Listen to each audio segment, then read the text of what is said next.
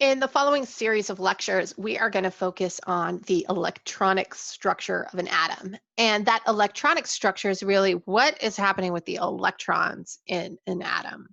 So we won't focus too much on the structure of the nucleus, but instead on what's going on around it. And so to really understand that, we're going to need to first talk about energy in the form of light or electromagnetic radiation. And we're going to look at, to understand a modern picture of an atom, we need to understand the dual nature of light in terms of matter and light or waves, and the dual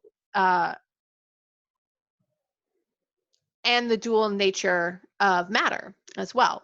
So we're going to start with a focus on light, and then we'll talk about matter after that. So I'd like to start with electromagnetic radiation. So this light is a form of electromagnetic radiation, which you can break it down into two perpendicular oscillating waves.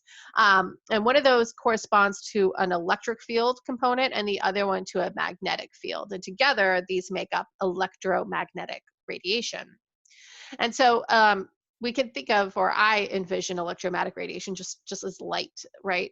And we can see that it travels in a vacuum at the speed of light, which is 3.00 times 10 to the 8th meters per second. So this is C for an abbreviation for a variable. So that's one we'll be using a lot in our calculations. And so looking at this a bit more, we can see that if we're talking about light as a wave, or just waves in general, this can even be a standing wave with made from string moving back and forth that you can see. So we have amplitude right here, highlighted in green, and wavelength that we can use to characterize this wave. The amplitude is really the maximum and minimum heights that the wave has from a baseline of 0. And we correspond this, or this correlates to the brightness of the wave or its intensity. So the brighter the light that you're seeing. And this is going to vary with time as it travels through space. So we see, and what we mean by that, we see it go down, right? Oh, let's change color. So when it's at its peak amplitude, over time it decreases, and then it becomes negative, and then it hits a minimum, and then it changes again. And so that's what we mean, it changes over time, and so it oscillates as it travels through space. Wavelength then is going to be, actually I'll talk about that next slide. So I want to first mention nodes. So as our amplitude changes over time, through space and time, right? It's going down and up.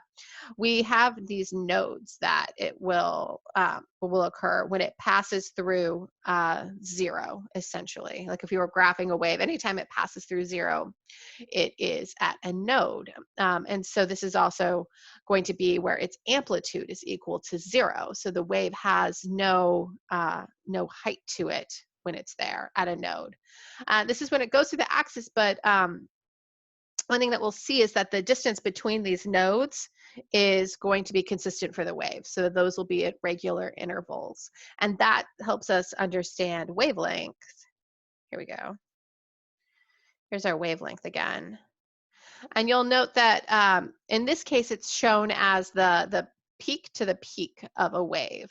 But I could also think of that as the node to the node after it, where it goes through an entire oscillation in the positive region of a graph and then through the negative region of a graph. You could also think of it as the distance between two of the minimums, or as well as two of the maximums. And these three distances would all be the same. And so we measure this in distance. We measure wavelength in distance. It has a variable of a lambda, and we usually measure it in meters or centimeters or nanometers, depending on its size, which gives us lots of opportunities for metric conversions.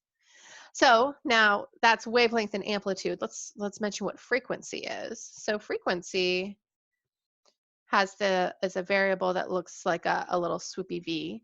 And it's really the number of waves per second that will pass through a point in space. So as the wave moves with time, if I take a stationary point and my wave travels past it, it's how many waves or wavelengths, right, per second that pass that point. So it's going to be measured then in wave cycles per second, or a 1 over a second, which is a hertz. So we'll use hertz, and it's really the inverse second, or 1 divided by a second, just because it's that per time, so that time is in the denominator of our units. And we can correlate these to one another. They're related through the speed of light. And so we have lambda times our wavelength times our frequency is equal to our speed of light. And remember that speed of light is our 3.00 times 10 to the 8th meters per second. And that's our frequency times our wavelength. So it's really how long is that wave and how fast is it traveling.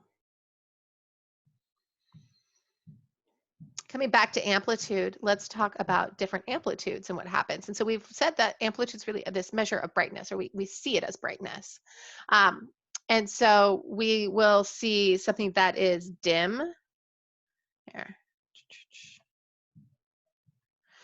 Will have a very small amplitude, whereas something bright will have a larger amplitude. So as that increases, the brightness and dimness increases. So now when we vary our wavelengths, we'll actually see different colors. So the wavelength, how long that wavelength is, that distance is going to correspond to a color of light instead, or a type of electromagnetic radiation that depends on frequency. And so that's going to bring us to what are these different frequencies or different wavelengths of electromagnetic radiation or light. So the one that is most common to us is the visible light spectrum.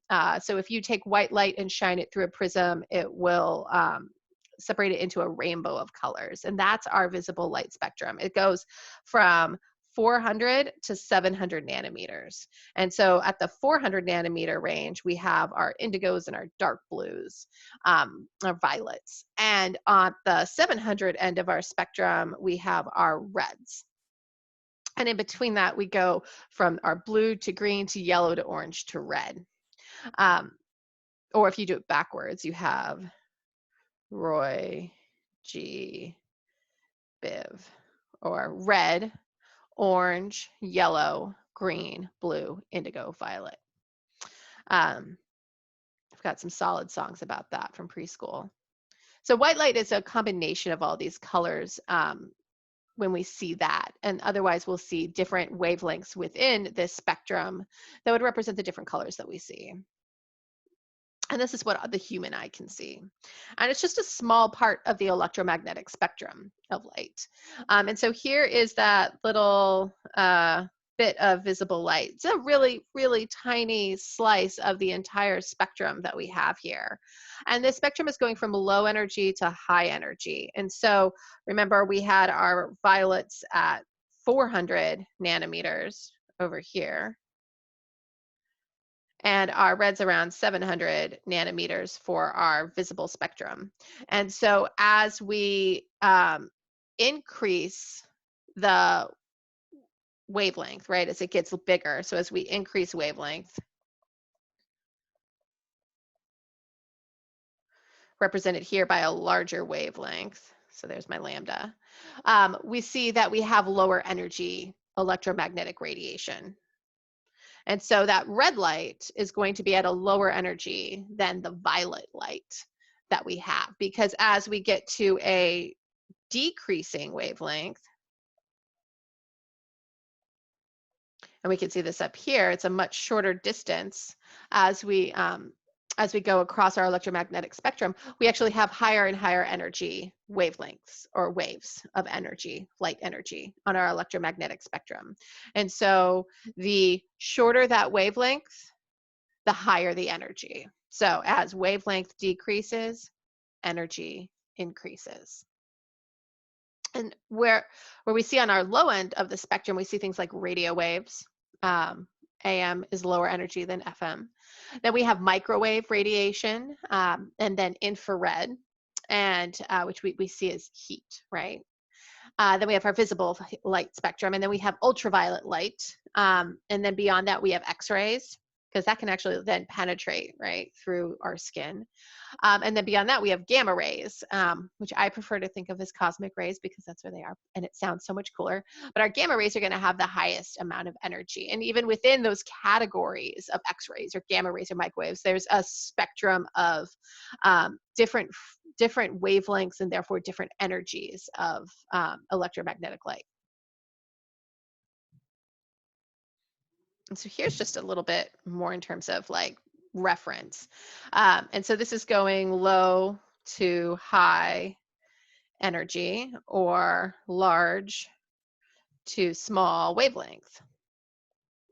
And on our low energy, large wavelength side, we have our infrared light that was on to the left of our visible light in our previous image. And that's something that we can use for thermal imaging, right? And so here's a thermal image of a cat, a picture, because cats. And then we have our visible light, which we're used to really perceiving our world with, right? And our white light can be this beautiful rainbow. And when we're lucky on a beautiful day, we see a rainbow in the sky. And then on our high energy end of the spectrum, we have our gamma rays and our X rays. And those are things that we actually use therapeutically. So we use radiation therapies to actually destroy tumors. It also destroys healthy tissue too. But so we use these in treatments of things like cancers and tumors.